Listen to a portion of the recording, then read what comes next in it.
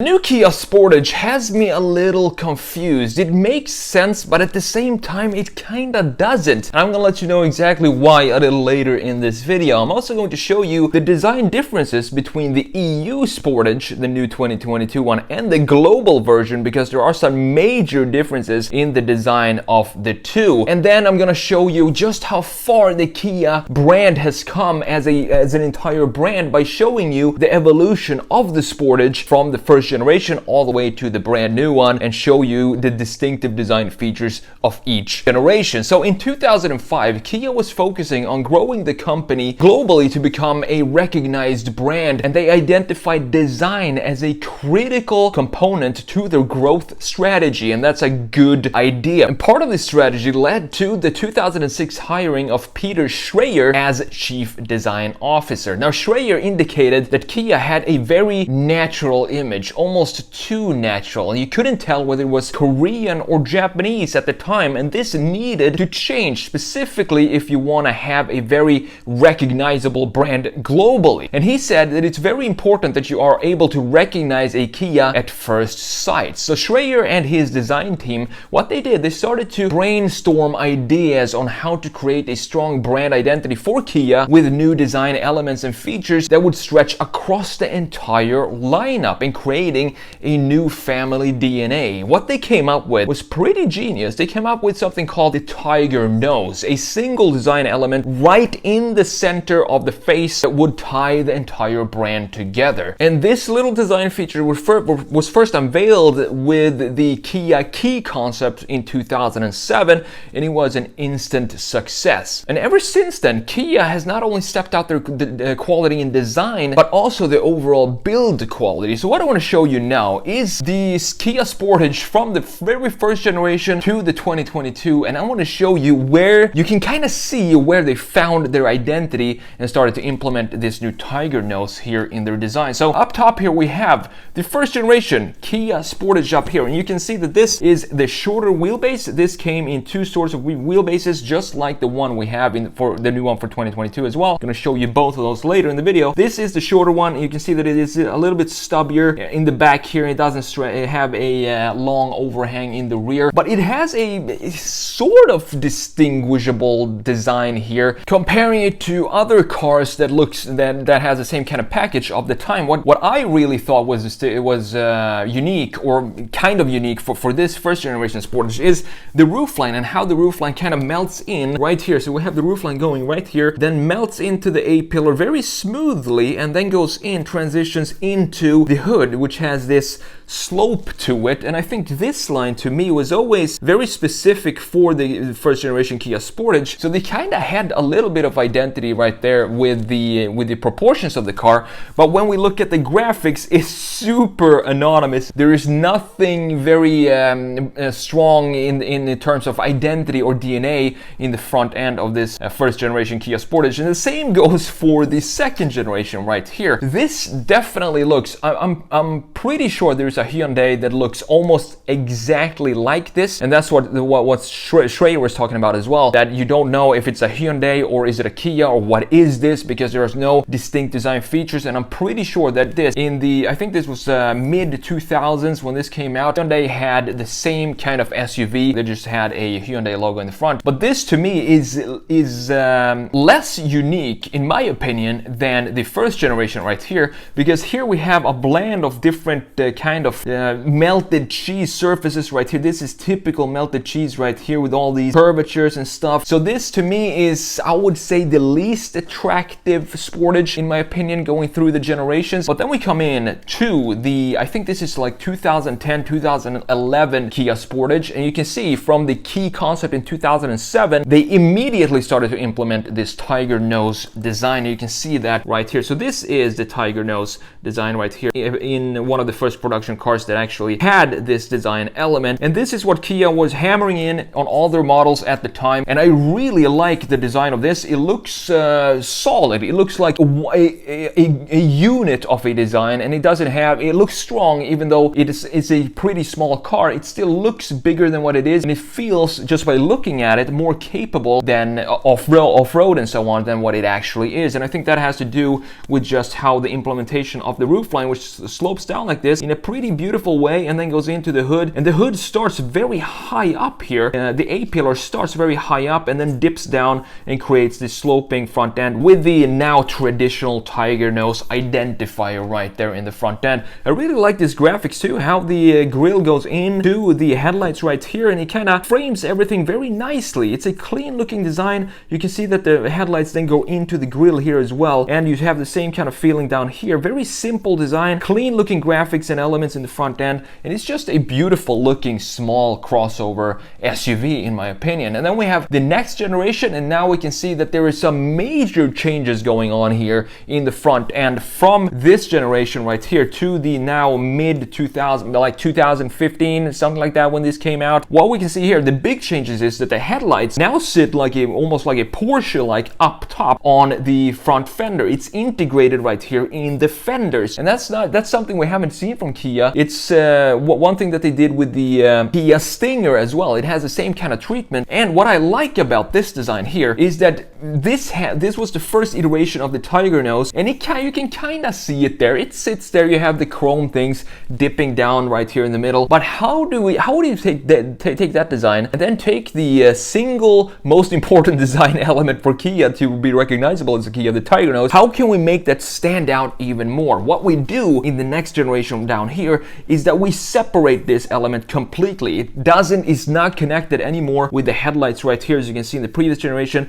headlights sit up here up top. In the front end, front and center, we have the key element, graphic design element of Kia sitting here alone by itself, and is very recognizable. And instead of having just the chrome pieces, the trim pieces sticking down right here, now we even have the body panels following this tiger nose design. So I think this is a very cool transition of how you can take something that you just implemented and try to hammer it in even further into the design and into the brand DNA by making this transition from this type of implementation of the tiger nose to this more distinctive, more separated implementation of the same graphic element. And today, now we have an even further implementation in the 2022 model. So you can see what happens. This is really interesting. You have the first iteration of the tiger nose right here. Pretty simple, not much going on. It's just a couple of chrome dips in the middle to create this tiger nose. Then we have a separation in the next generation, but for this 2022 generation, the entire front face is now made up of this tiger nose. As you can see,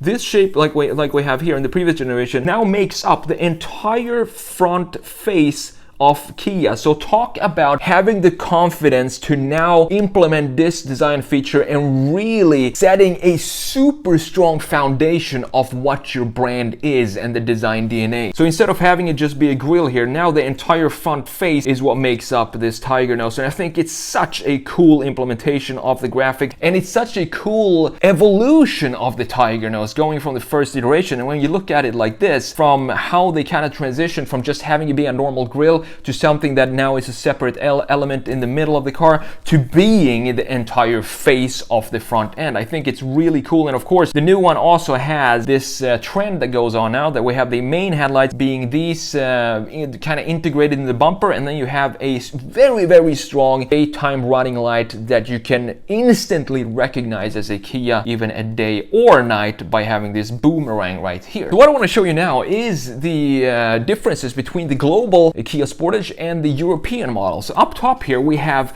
the full-size global model Kia Sportage. Down here we have the European shorter wheelbase size. There are a couple of differences, small differences in the front end. You can see if we analyze all the details here, you can see that this piece right here, for example, is a little different right here on the global version, and also these wings in the bottom. I think the easiest way to see if it's a global version or a European version is to look at this part right here, this lower part, and the graphics. These wings now they kind of angle outwards right here on the global version, but on the European version you can see that they angle inwards towards the center of the grille. So that's the main difference, I would say, in the front end of the European version compared to the global version right here. Now it's going to be really interesting when we look at the side view, because that's where the major differences happen. But before we do that, let's have a look at the rear view here as well. Not too many changes going on, but there is one key line here that is lacking on the European model. And you can see here here, I kind of like this design here, and I'm gonna tell you why this car is so confusing to me in just a second. But what I like about this is this line right here,